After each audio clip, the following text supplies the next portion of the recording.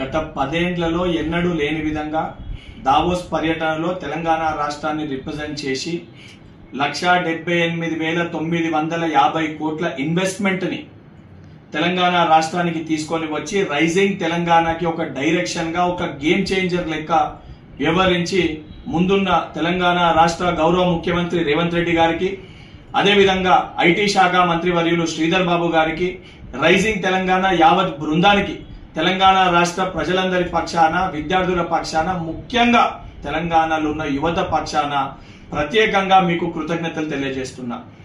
ఈరోజు కాంగ్రెస్ ప్రభుత్వము, కాంగ్రెస్ పార్టీ చేస్తున్న ఒక డెవలప్మెంట్ ని, మేము ఏదైతే ఇస్తా అన్న గ్యారంటీని ఇంప్లిమెంట్ చేస్తుంటే దీన్ని తట్టుకోలేక, జీర్ణించుకోలేక ఒక కడుపు మంటతోటి దీనిపైన విషం జిమ్మే ప్రయత్నము బీఆర్ఎస్ పార్టీ నాయకులు కల్వకుంట్ల తారక రామారావు గారు చేస్తున్నారు. వారి యొక్క కడుపు మంట తగ్గాలి, వారి యొక్క జీర్ణించుకునే తత్వం పెరగాలనే ఉద్దేశంతో డైజెస్ట్ ద గ్రోత్ అనే ఒక క్యాంపెయిన్ రన్ స్టార్ట్ చేస్తూ ఈరోజు ఈనో బాక్స్ ని, ఈనో ప్యాకెట్లని కల్వకుంట్ల తారక రామారావు గారింటికి, కల్వకుంట్ల చంద్రశేఖర్ రావు గారింటికి నేను కొరియర్ చేస్తున్నా.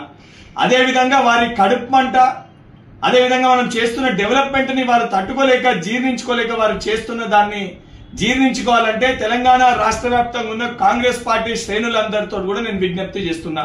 ఈ ఈనో డబ్బాల్ని, ఈనో ప్యాకెట్లని కేసీఆర్ గారికి, కేటీఆర్ గారింటికి, అదే విధంగా బీఆర్ఎస్ పార్టీ నాయకులు ఎవరైతే జీర్ణించుకోలేకపోతున్నారో వారికి కొరియర్ చేయండి. కనీసము మనం చేస్తున్న డెవలప్మెంట్ ని జీర్ణించుకునే తత్వాన్ని ఈనో ప్యాకెట్ల ద్వారా వారు కొంచెమన్నా జీర్ణించుకుంటారు. దానితో పాటు మేము చేస్తున్న సంక్షేమాన్ని తట్టుకోలేక నోటికొచ్చినట్టు బీఆర్ఎస్ పార్టీ నాయకులు మాట్లాడుతున్నారు. కేటీఆర్ గారు ఏది పడితే అది ఒక ట్విట్టర్ పిట్ట లెక్క ట్విట్టర్ లో ఏది పడితే అది పెడతారు. బిడ్డ, ఏదైతే తెలంగాణ రాష్ట్రాన్ని అభివృద్ధి పదంలో ముందుకు తీసుకెళ్లడమే మా ప్రభుత్వ ధ్యేయము, మా ప్రభుత్వ లక్ష్యము.